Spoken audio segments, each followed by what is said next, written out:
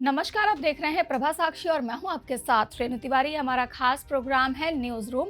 UP की अमेठी और रायबरेली की सीट पर कांग्रेस कई दिनों से पेशकश की स्थिति में दिख रही थी। हालांकि अब सभी कयासों पर विराम लग गया है। शुक्रवार को नामांकन के आखिरी दिन कांग्रेस पार्टी ने इन दोनों सीट पर प्रत्याशियों के नाम की घोषणा कर दी है। कांग्रेस की ओर से इन दोनों सीट के प्रत्याशियों की एक लिस्ट जारी की गई है। इस लिस्ट के अनुसार कांग्रेस ने राहुल गांधी रायबरेली लोकसभा सीट से प्रत्याशी उन्हें बनाया गया है, जबकि के.एल. शर्मा को अमेठी से उम्मीदवार बनाया गया है। आपको बता दें कि आज ही दोनों नेताओं ने अपना नामांकन भी दाखिल किया है। अमेठी और रायबरेली दोनों ही सीटों पर पर्चा दाखिल करने की आखिरी तारीख जो थी वो 3 मई है, यानी कि शुक्रवार है। तो आज ही दोनों को ये सारा काम करना पड़ा है। कांग्रेस पार्टी ने अमेठी और रायबरेली में रोड शो भी किया है। अमेठी के उम्मीदवार ने भी पार्टी को धन्यवाद दिया है। किशोरी लाल शर्मा गांधी परिवार के काफ़ी वफादार हैं। लोकसभा चुनाव में अमेठी से भाजपा की स्मृति ईरानी को वो टक्कर देंगे। नहीं, ये तो मैं खड़गे जी का, सोनिया जी का, राहुल जी का, प्रियंका जी का से हृदय से धन्यवाद देता हूँ कि उसने मेरे जैसे छोटे कार्यकर्ता को इतनी बड़ी जो उनकी पारिवारिक सीट है उसकी जिम्मेवारी मेरे को दिया है। मैं पूरी कोशिश करूँगा कि यहाँ मेहनत करूँ। मैं यहाँ 40 साल से इस क्षेत्र की सेवा कर रहा हूँ। 1983 में यहाँ आया था।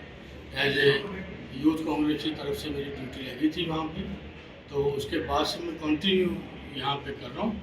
मैं राजीव जी के साथ अपना कैरियर शुरू किया था।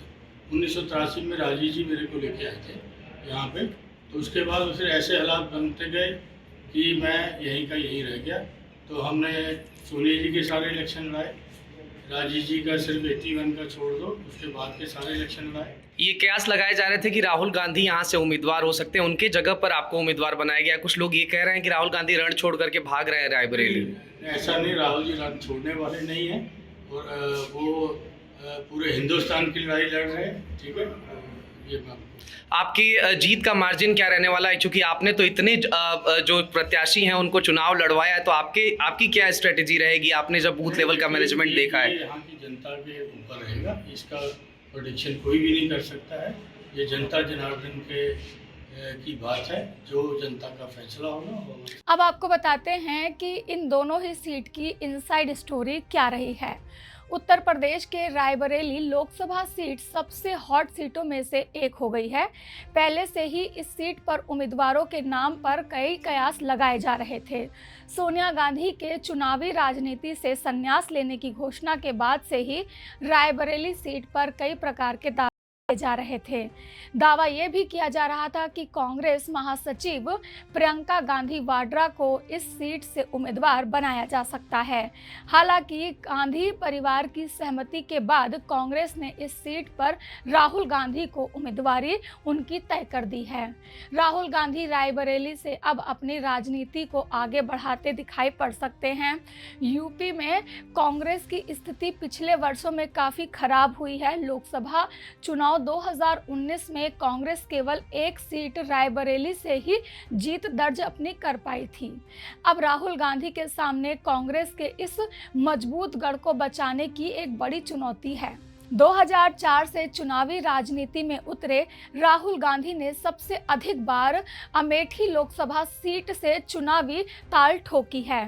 वहीं केरल की वायनाड लोकसभा सीट से वह 2 बार उम्मीदवार रहे हैं।